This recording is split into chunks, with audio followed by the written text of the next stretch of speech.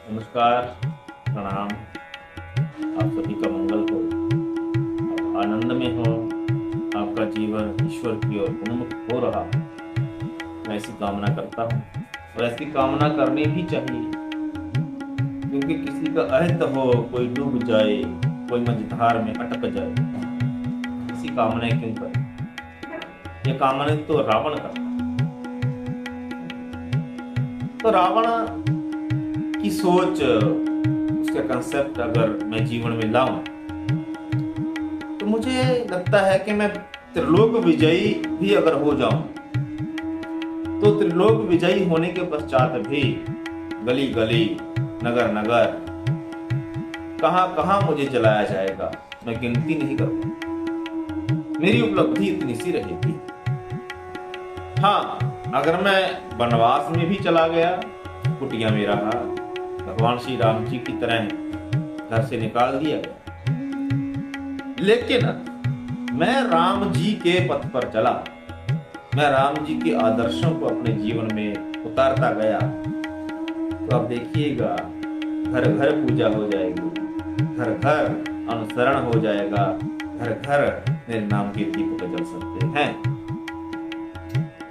इसलिए संसार में अगर शिखरों को छूना है तो रावण का अनुसरण नहीं करना, हमको श्री राम जी का अनुसरण करना है। कैसे किसी से मिले, कैसा व्यवहार करें, यह श्री राम जी के जीवन से सीखें, और कैसे आसमान की ऊंचाइयों से नीचे गिरे, यह हम रावण से सीखें। तो रावण की एक घटना जो मुझे याद आती है, जो श्री नारद जी ने रावण को कही, वह क्या। एक बार नारद जी लंका में आए, वहां पधारे, रावण ने सम्मान किया, और सम्मान करने के पीछे यह था कि मेरा सम्मान नारद जी की दृष्टि में कैसे बढ़े।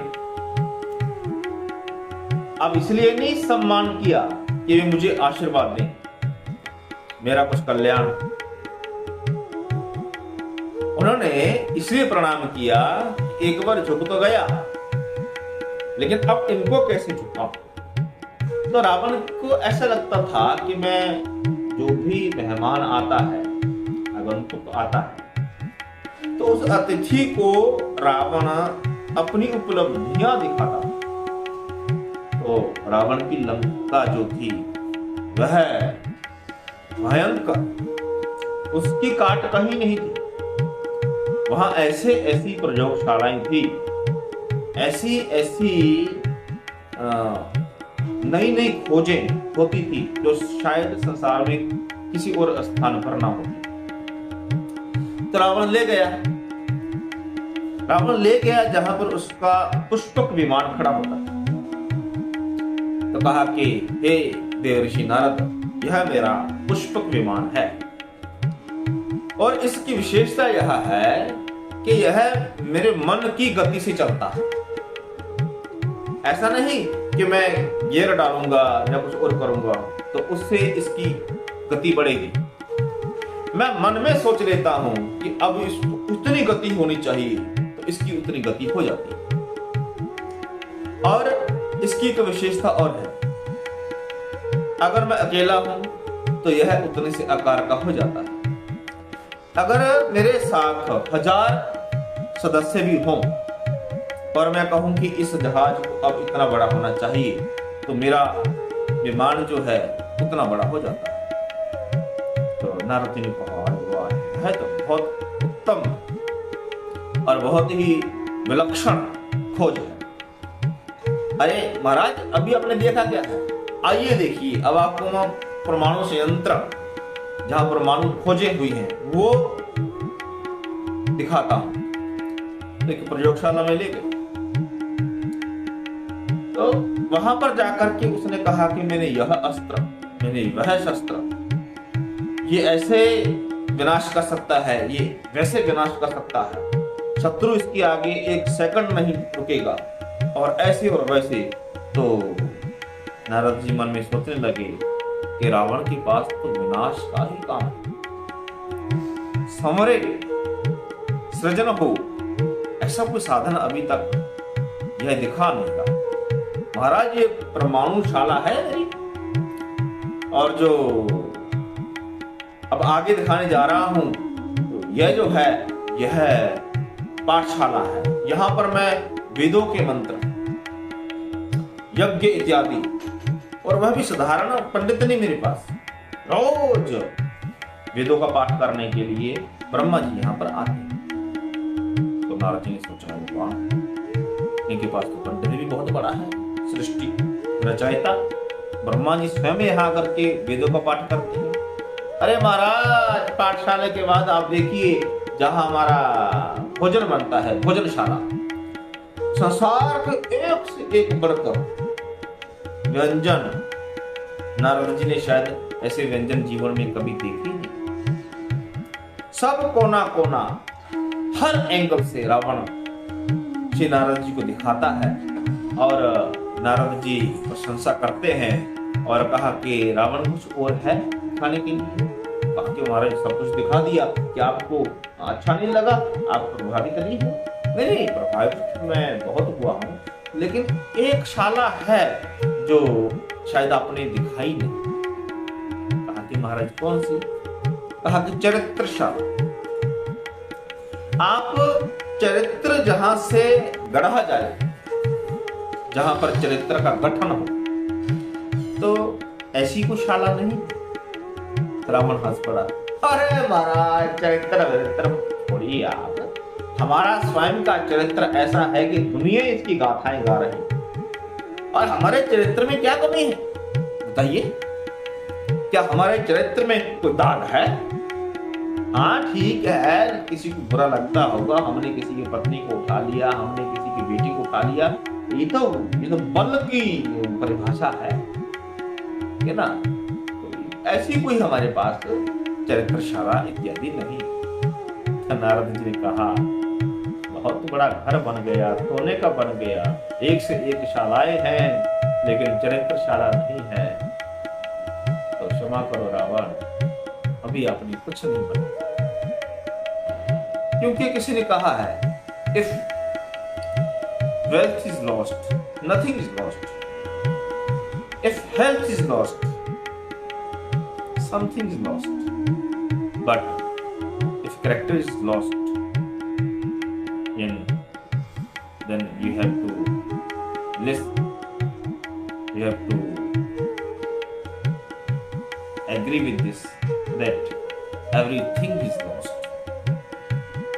चरित्र चला जाना बचता नहीं है। श्री राम जी के पास चरित्र ही है। माता अहल्या के पास जब गए तो श्री राम जी ने इस मर्यादा का पालन किया कि मैं एक पत्नी व्रतधारी हूं, अगर मेरे शरीर का कोई अंग किसी नारी को छू पाएगा तो वह केवल श्री सीता जी हैं, मैं अन्य किसी नारी को छूऊंगा नहीं।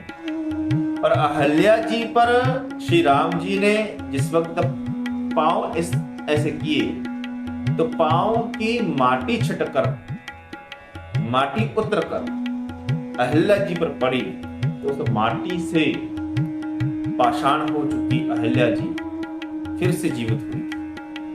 श्री राम जी ने उनको छुआ नहीं। यह चरित्र की महानता है।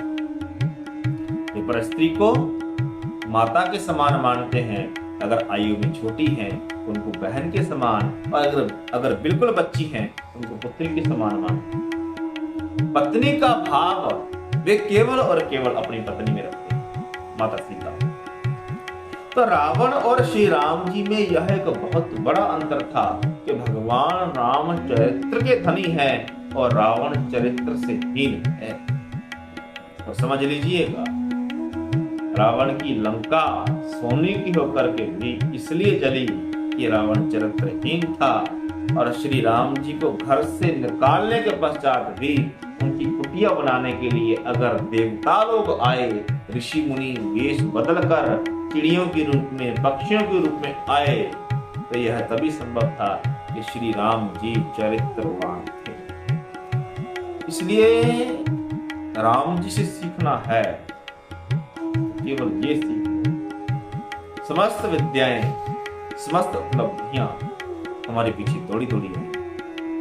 इसीलिए सज्जनों, जो वर्तमान समाज में जो आधुनिकता के नशे में चूर होकर, ठीक है, और कुसंस्कार, अज्ञानता, इसमें हम लोग डूबकर चरित्र को जो हनन करने की ओर दिन रात बढ़ते जा रहे हैं, हम लौटे, हम तपस्या की ओर लौटे, रहे घरों में, लेकिन श्री राम जी की तरह तपस्या का जीवन जी कर देखें, संतों की सेवा में उतर कर देखें, उनके वाक्यों का सम्मान करना सीखें, आराधना, देवी देवताओं की, बड़े बुजुर्गों का सम्मान, यह सब कुछ जीवन में ला करके देखें, तो आप भले ही घर से निकाल दिए गए हों भगवान श्री राम जी की तरह, देखिएगा पुनः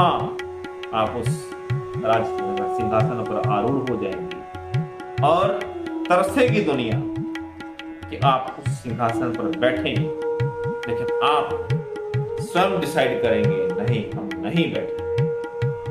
दुनिया आपके पास प्रणाम करने आएगी, मिन्नतें करने आएगी, गिड़गिड़ाने आएगी कि महाराज बैठे, लेकिन आप तब भी नहीं बैठोगे। और आप देखिएगा कि नहीं बैठने के पश्चात भी वह सिंहासन आपका इंतजार करेगा। तो अयोध्या का सिंहासन इंतजार करता है 14 वर्ष तक, और जिसको उस पर बिठाने के लिए कैकेयी ने षड्यंत्र रचा, वह श्री भरत जी 14 वर्ष तक जमीन पर लेटकर तपस्या कर राज सिंहासन की सेवा भी करते हैं और तपस्वी जीवन भी जीते, सिर्फ इस कारण कि श्री राम जी चरित्र के धनी, और चरित्र की महिमा कम नहीं है, चरित्र की महिमा अपार।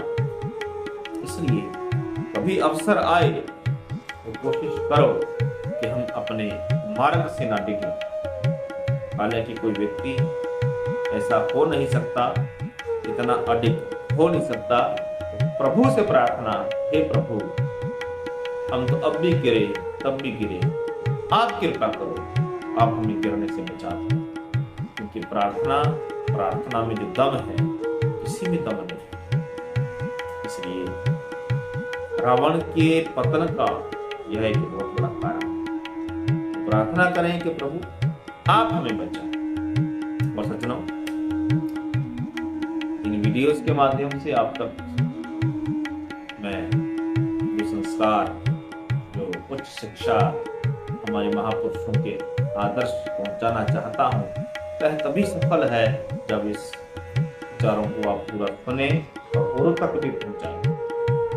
अगर आप नए हैं तो श्री राम यूट्यूब चैनल हमारा, इसको सब्सक्राइब करें, कमेंट करें, शेयर करें, और अगर कुछ गलत लगे तो आप बेझिझक होकर आप सलाह दे सकते हैं, डांट सकते हैं, तो यहाँ तक है, ठीक है।